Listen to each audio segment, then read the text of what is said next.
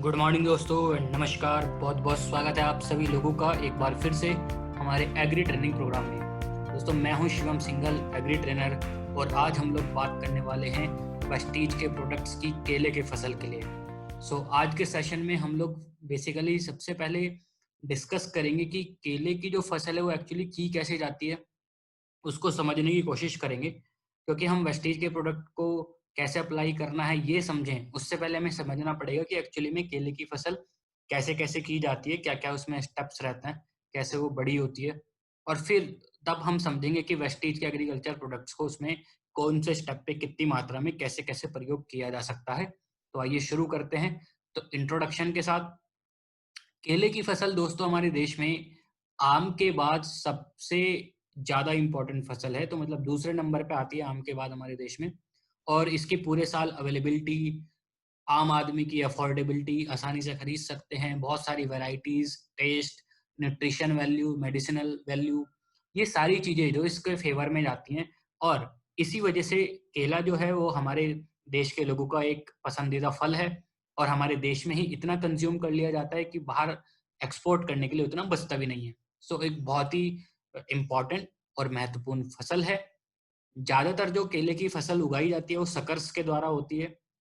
हालाँकि आजकल एक टिश्यू कल्चर टेक्निक काफ़ी पॉपुलर हो चुकी है, जिसमें कि टिश्यू के द्वारा एक पॉट डेवलप कर दी जाती है, टिश्यू डेवलप कर दिए जाते हैं। कंपनीज़ भी डेवलप करती हैं जो कि उसको सेल भी करती हैं फिर, और किसान उसको खरीद के लगा सकते हैं अपने खेत में, जिससे कि पैदावार अच्छी रहती है और साथ ही साथ वहाँ पे फिर किसान के लिए फसल में बीमारियों से लड़ना या कीड़ों वगैरह से बचाना आसान हो जाता है। उसके बाद अगर हम बात करें एग्रो क्लाइमेटिक कंडीशंस की, तो केले की फसल के लिए, केला बेसिकली एक ट्रॉपिकल प्लांट है। ट्रॉपिकल मतलब जहाँ पे कि सर्दी ज़्यादा नहीं आती, जैसे कि साउथ इंडिया का जो मौसम है। और टेम्परेचर रेंज 15 डिग्री सेल्सियस से 35 डिग्री सेल्सियस तक होनी चाहिए केले की फसल के लिए। मतलब जहाँ पे ज़्यादा सर्दी होती है वो एरिया में केले की फसल नहीं हो सकती थी। बट आज के टाइम में different different type of varieties आ चुकी हैं, काफ़ी टेक्नोलॉजी आगे बढ़ चुकी है। तो आप देखते हैं नॉर्थ इंडिया में भी केला होता है, इवन हिल बनाना से के नाम से भी पहाड़ों में केले की फसल होती है। कभी-कभी हम देखते हैं केले के फल पे काले-काले रंग के धब्बे पड़ जाते हैं, तो चिलिंग इंजरी भी बोलते हैं। तो सर्दी जब ज़्यादा पड़ जाए, 5 डिग्री सेल्सियस या उससे भी कम का टेम्परेचर हो जाए रात में, तो उसकी वजह से वो निशान आ जाते हैं। तो उससे बचाने के उपाय फिर किसान को करने पड़ते हैं ऐसे एरियाज़ में। रिलेटिव ह्यूमिडिटी 75 से 85% तक रहनी चाहिए। अब हालाँकि ट्रॉपिकल ह्यूमिड लोलैंड्स ये प्रेफ़र करता है। लोलैंड्स मतलब जो कि समुद्र तल से ज़्यादा ऊँची नहीं है। ऐसे एरिया में जो कोस्टल बेल्ट है इंडिया का, साउथ इंडिया का एरिया, वहाँ पे ज़्यादा प्रेफ़रेबल है बनाना की प्लांटेशन। बट आज के टाइम में सब ट्रॉपिकल एरिया, ऊपर का जो सेंट्रल इंडिया है, नॉर्थ इंडिया है, वहाँ पे भी आराम से केले की फसल हो रही है। उसके बाद बात करें अगर हम अ, इसके मॉनसून सीज़न में जो 4 महीने रहते हैं, तो रेनफॉल वहाँ पे 650 से 750 एमएम की जो रेनफॉल लगभग चाहिए होती है। और वो बहुत इम्पोर्टेंट है इसके विगरस वेजिटेटिव ग्रोथ के लिए। मतलब फसल लगाने के बाद या पौध लगाने के बाद जो वेजिटेटिव ग्रोथ होती है, वानस्पतिक विकास होता है, उसके लिए वो रेनफॉल बहुत इम्पोर्टेंट रहती है। और मिट्टी की बात करें तो डीप रिच लोमी सॉइल होनी चाहिए, और अगर पीएच लेवल 6 से 7.5 के बीच है तो बहुत अच्छा रहता है। अगर पीएच लेवल कम है या ज़्यादा है, हमने सॉइल टेस्टिंग करा रखी है, तो फिर उसको एडजस्ट करने के लिए, मेंटेन करने के लिए हमें डिफरेंट मेजर्स वहाँ पे अपनाने पड़ते हैं। अब अगर हम बात करें प्लांटिंग की, तो जब केले की फसल को हमें प्लांट करना है, पौध को प्लांट करना है, तो मटेरियल, प्लांटिंग मटेरियल जो होता है, 70% ऑफ फार्मर्स लगभग सकर्स यूज़ करते हैं। और बाकी के जो 30% हैं, उनमें से टिश्यू कल्चर अपनाने वाले किसान आज के टाइम में हालाँकि बढ़ते जा रहे हैं, 30% से ऊपर पहुँच सकता है अभी आँकड़ा। और कुछ लोग कॉर्म भी यूज़ कर लेते हैं, कुछ लोग राइज़ोम भी यूज़ कर लेते हैं। तो जैसे फ़ोटोज़ में दिखा है, सकर्स, टिश्यू, राइज़ोम, कॉर्म, ये सारी चीज़ें प्लांटिंग मटेरियल होती हैं। इनको प्लांट करके फिर केले की फसल को आगे देखा जाता है और बड़ा किया जाता है। प्लांटिंग सीज़न की बात करें, तो पूरे ईयर अराउंड आप कभी भी इसकी प्लांटिंग कर सकते हैं, सिवाय जब सर्दी ना हो। सर्दी नहीं होनी चाहिए, बाकी आप कभी भी इसकी प्लांटिंग कर सकते हैं। तो जैसे साउथ इंडिया और कोस्टल जो बेल्ट है इंडिया की, वहाँ पे तो सर्दी वगैरह का इतना कोई दिक्कत होता नहीं है। तो वहाँ पे लोग कभी भी इसकी प्लांटिंग कर लेते हैं। अक्टूबर, नवंबर में भी कर लेते हैं, फरवरी, मार्च, अप्रैल में भी कर देते हैं। सो कोई दिक्कत नहीं है। हालांकि जो नॉर्थ इंडिया में इसकी प्लांटिंग जून जुलाई के आसपास होती है, और जुलाई के बाद या जुलाई में जो मानसून का सीजन होता है वो फिर इसकी वेजिटेटिव ग्रोथ को बढ़ाता है। तो जून जुलाई का जो अभी का टाइम चल रहा है मानसून का, वो स्पेशली नॉर्थ इंडिया के लिए ज़्यादा इंपॉर्टेंट है जब केले की फसल को लगाया जाता है। प्लांटिंग मेथड्स की अगर बात करें तो 3 टाइप के प्लांटिंग मेथड्स हैं। पिट मेथड है, फरो मेथड है एंड ट्रेंच प्लांटिंग है। पिट मेथड मतलब कि हम टिश्यू लेके आ गए या सकर्स लेके आ गए, अब हम खेत में जगह जगह पे गड्ढा करेंगे और उस गड्ढे में फिर पौधे को लगाएंगे। और पौधे को लगाने से पहले हालांकि किसान वहाँ पे कुछ टॉप सॉइल, पकी हुई गोबर की खाद, फार्म यार्ड मैन्योर, नीम केक, कोई फंजीसाइड, ये सारी चीजें डालता है जिससे कि पौधे की ग्रोथ भी अच्छी हो और उसको कोई बीमारी वगैरह भी ना लगे। दूसरा तरीका फरो मेथड में नालियां बना ली जाती हैं, कह सकते हैं रिजेस बना ली जाती हैं खेत में, और फिर एक एक line by line, point by point पौधे को रखा जाता है। और पौधे को रखने के बाद फिर उसके चारों तरफ से मिट्टी, टॉप सॉइल और पकी हुई गोबर की खाद, ये सारी चीजें उससे कवर की जाती हैं और प्रेस किया जाता है ताकि पौधा वहां पे सेट हो जाए। ट्रेंच प्लांटिंग स्पेशली उन एरियाज में होती है जहाँ पे बारिश बहुत ज्यादा रहती है, लो लैंड्स हैं और पानी भरा रहता है खेतों में। ऐसे में छोटे छोटे सेक्शंस बना लिए जाते हैं और उनके चारों तरफ ट्रेंचेस बना लिए जाते हैं, नालियां बना ली जाती हैं जिससे कि जो भी एक्सेस वाटर होता है वो बह के निकल जाता है। तो ज्यादातर जो इम्पोर्टेंट मेथड्स हैं वो या तो पिट मेथड है या फरो मेथड है, वो ये ज्यादा चलता है, ये ज्यादा पॉपुलर है। फरो मेथड भी बहुत ज्यादा पॉपुलर है। 1 एकड़ में कितने प्लांट्स आते हैं वो डिपेंड करता है कि किसान किस टाइप की प्लांटिंग वहां पे कर रहा है, रेक्टेंगुलर, ट्रायंगुलर, कितनी स्पेसिंग रख रहा है। सो 1000 से लेके 1400 तक प्लांट आ सकता है नॉर्मली, 1400 से ज्यादा भी आ सकते हैं 1 एकड़ में केले के पेड़, अगर कोई हाई डेंसिटी प्लांटिंग कर रहा है तो। बट एक एवरेज लेके चलें तो 1200 के करीब रहता है 1 एकड़ में, 1200 1250, ये हम लेके चल सकते हैं एक एवरेज। अब हम बात करते हैं कि अगर हम केले के पेड़ में या केले की फसल में अपने प्रोडक्ट्स यूज करना चाहते हैं तो कैसे करें। इसको यूज कैसे करें उसके लिए हमने सबसे पहले समझ लिया कि मिट्टी कैसे चाहिए, फिर हमने देखा कि उसका प्लांटिंग मटेरियल क्या है, फिर हमने देखा कि उसको सीजन कब है लगाने का, और फिर हमने देखा उसका मेथड क्या है।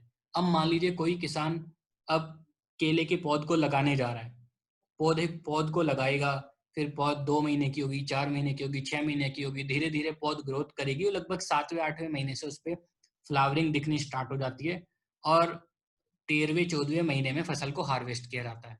तो लगभग 90 दिन लग जाते हैं फसल को मैच्योर होने में, और फिर से अगले साल के लिए रेटन क्रॉप का स्टार्ट किया जाता है ताकि अगले साल फिर से हार्वेस्टिंग की जा सके। अब मैं यहाँ पे स्टार्टिंग कर सकता था जब खेत को तैयार किया जाता है। किसी भी पौधे को जब हमें प्लांट करना है खेत में, तो वहां पे प्लांटिंग करने के लिए पहले उस खेत को तैयार किया जाता है। तैयार करने के लिए वहां पे प्लोइंग होती है, रोटावेटर चलता है। उस टाइम पे भी हम अपने प्रोडक्ट्स का वहां पे इस्तेमाल कर सकते थे।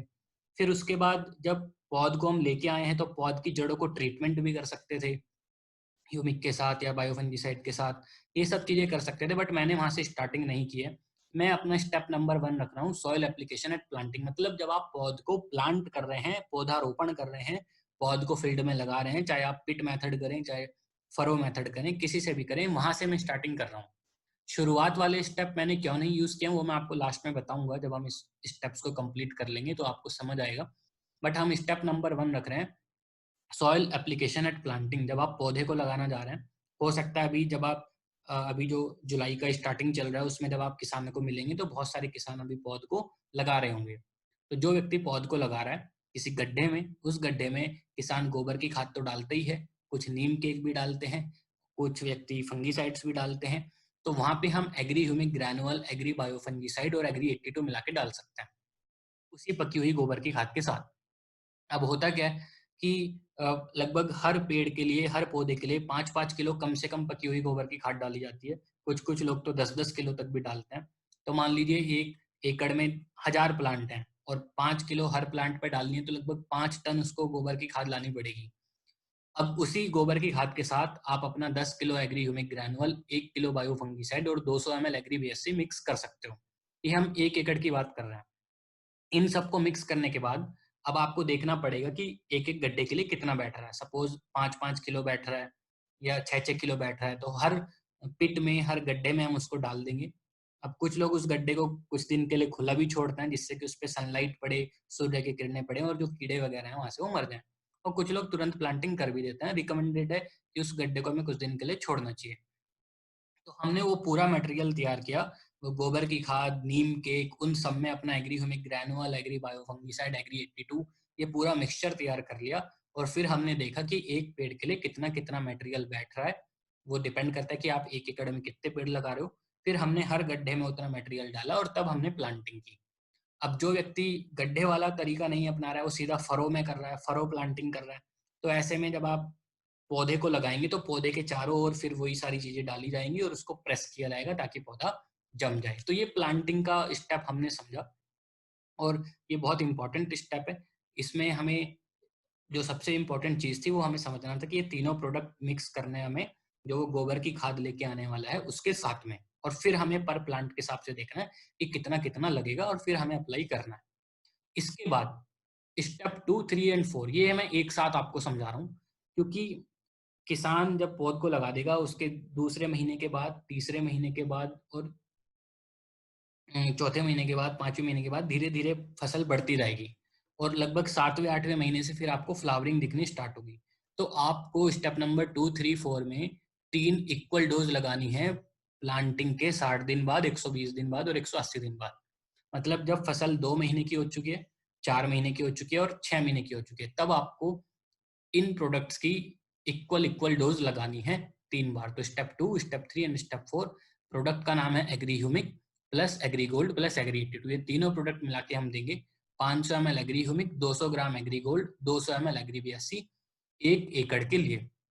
तो बहुत सारे किसान जो कि केले की फसल करते हैं वो वहाँ पे ड्रिप इरिगेशन की व्यवस्था रखते हैं। तो ज़्यादा अच्छा है कि हम ड्रिप इरिगेशन में तीनों प्रोडक्ट दे दें, बहुत बेहतरीन रिजल्ट आपको वहाँ पे मिलेंगे। आपके पौधों का विकास बहुत अच्छा हो पाएगा। पौधों में कोई तनाव आता है, जैविक तनाव, अजैविक तनाव, उनसे पौधे बचे रहेंगे, पीले नहीं पड़ेंगे पौधे, वेजिटेटिव ग्रोथ उनकी बहुत अच्छी रहेगी। सो पौधे की ग्रोथ को अच्छा करने के लिए, उनको बीमारियों से और विभिन्न प्रकार के जैव एवं अजैव तनावों से बचाने के लिए हम इन तीनों प्रोडक्ट को प्रयोग करेंगे, जिससे कि पौधा अच्छे से बढ़े। ज़्यादा अच्छा था कि हम इरिगेशन में प्रयोग कर लेते। इरिगेशन अगर कोई ड्रिप में नहीं कर पा रहा है तो दूसरा ऑप्शन है कि आप इसी वाले इंटरवल पे आप फर्टिलाइजर एप्लीकेशन भी करते हैं, तो फर्टिलाइजर के साथ मिला के भी आप ये तीनों प्रोडक्ट डाल सकते हैं, कोई दिक्कत नहीं है। और अगर वो भी नहीं कर पा रहे हैं तो फिर आप स्प्रे कर सकते हैं। स्प्रे में भी आप Agri Humic, Agri Gold, Agri 82, 2 ml Agri Humic, 1 gram Agri Gold और 1 ml एग्री 82 पर लीटर वाटर में मिला के हम स्प्रे कर सकते हैं। अब आपको देखना पड़ेगा कि 1 एकड़ के लिए 200 लीटर, 250 लीटर, 300 लीटर जितना भी पानी लग रहा है, ऑन एन एवरेज आप 200 से 300 के बीच समझ सकते हैं। और स्टार्टिंग में तो 200 लीटर पानी ही लगेगा। तो वहाँ पे आप 2 ml के हिसाब से आप देखेंगे कि मान लीजिए 200 लीटर पानी है तो 2 ml ह्यूमिक के हिसाब से वो कितना हो गया, 400 ml।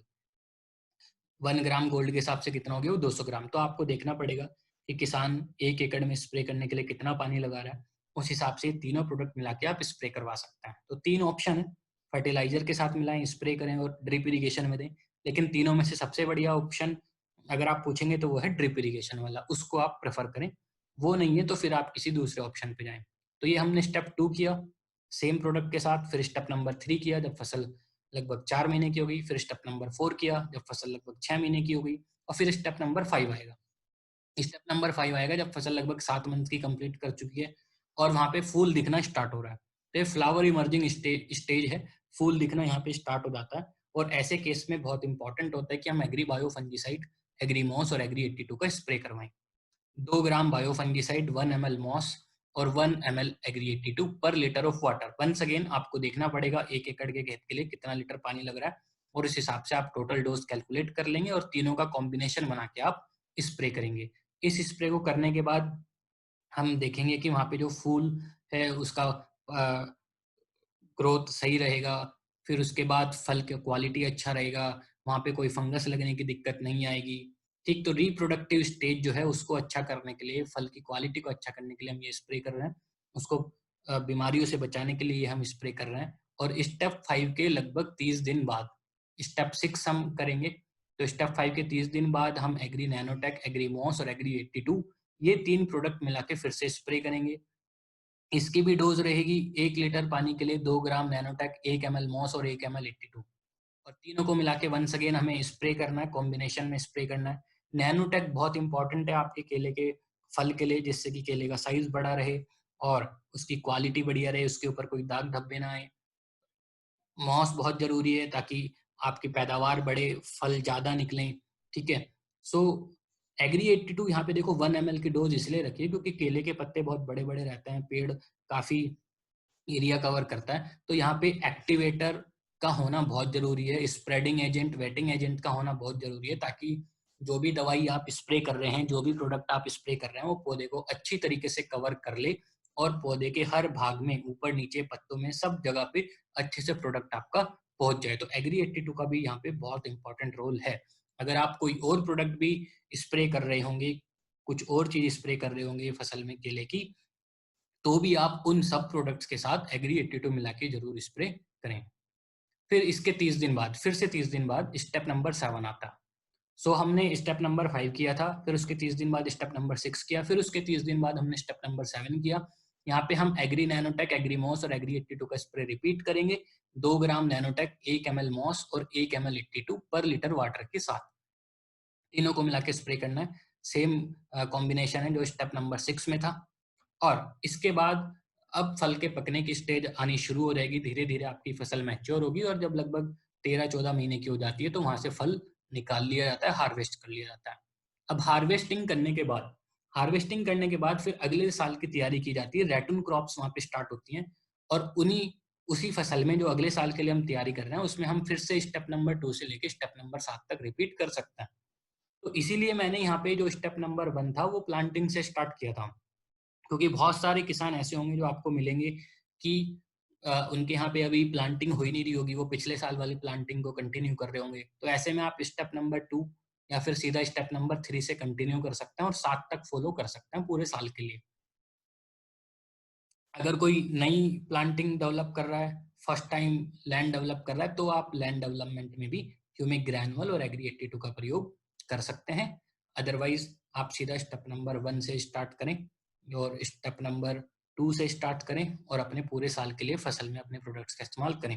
अब मान लीजिए आप ये सारे स्टेप कर रहे हैं, स्टेप नंबर 7 तक कर रहे हैं, आप सारे स्टेप करते हैं फर्स्ट टाइम की प्लांटिंग में, तो आपको इतने प्रोडक्ट्स की रिक्वायरमेंट पड़ेगी। एग्री 82 लगभग हम ये बात कर रहे हैं 1 एकड़ के लिए और 1 साल के लिए, राइट? 1 एकड़ 1 साल, क्वांटिटी पर एकड़ पर ईयर। तो 82 है लगभग 1.5 लीटर, ह्यूमिक है 1.5 लीटर, ह्यूमिक ग्रैनुअल्स है 10 किलो, मॉस है 600 ml, गोल्ड है 600 ग्राम, नैनोटेक 500 ग्राम, फंगीसाइड 1.5 किलो। सो ये सब एक मोटा मोटा कैलकुलेशन है। एग्जैक्टली कितना बैठेगा वो आपको तब मालूम पड़ेगा जब किसान उसको यूज करेगा, बट एक मोटा मोटा कैलकुलेशन जिससे कि आपको मैं समझा पाऊँ, तो उसका हम टोटल देखें तो ये लगभग 13,646 रुपये बैठ जाता है। और हम देखें कि अगर 1 एकड़ में कितने प्लांट आते हैं, तो कैलकुलेशन को इजी करने के लिए मैंने उसको 1300 रखा है। हम इसको 1200 भी रख सकते हैं, 1250 भी रख सकते हैं, 1400 भी रख सकते हैं, 1500 भी रख सकते हैं। तो वो एग्जैक्टली तब हमें मालूम पड़ेगा जब हम किसान से मिलेंगे, किस किसान के यहाँ पे कितनी प्लांटिंग डेंसिटी है। सो अगर हम 1300 प्लांट भी रखते हैं 1 एकड़ में और पर प्लांट की कॉस्ट कैलकुलेट करें तो 1300 से डिवाइड करने के बाद ये लगभग 10.5 रुपये बैठेगी। तो 1 साल में हम एक पेड़ पे 10.5 रुपये भी अगर अपने प्रोडक्ट के साथ खर्च कर रहे हैं, तो ये एडिशनल 10.5 रुपये भी अगर किसी किसान ने खर्च कर लिए, उसको 5 से 10% तक का पैदावार में बढ़ोतरी भी मिल सकती है। और इतना भी अगर उसको हो गया तो वो 10.5 रुपये को 25 रुपये में कन्वर्ट कर सकता है। सो ये जितना भी आपको स्टेप्स बताए गए हैं, ये सारे हम फॉलो कर सकते हैं और हमें इतनी पैदावार में बढ़ोतरी मिलेगी। ये कंसिडर करके बोला जाता है कि वहाँ पे मौसम वगैरह सब सही रहेगा, कोई बहुत बड़े ड्रास्टिक चेंजेस नहीं आएंगे और आपका जो पौध का क्वालिटी होगा वो अच्छा होगा। ठीक। सो बहुत अच्छे रिजल्ट हम इन प्रोडक्ट्स का प्रयोग करके ले सकते हैं। अब मैंने अमाउंट कैसे डिसाइड किया है, कितना का प्रोडक्ट का एक एक क्वांटिटी का प्रोडक्ट बैठता है, क्या उसका प्राइस बैठता है, उसके लिए मैं आपको यहाँ पे रेट शीट दिखा रहा हूँ। ये उसका डिस्ट्रीब्यूटर प्राइस है, हर प्रोडक्ट का डिस्ट्रीब्यूटर प्राइस है। तो यहाँ से आप कैलकुलेट करके देख सकते हैं जो क्वांटिटी मैंने पीछे लिखी है कि उसका रेट कितना कितना बैठ रहा है।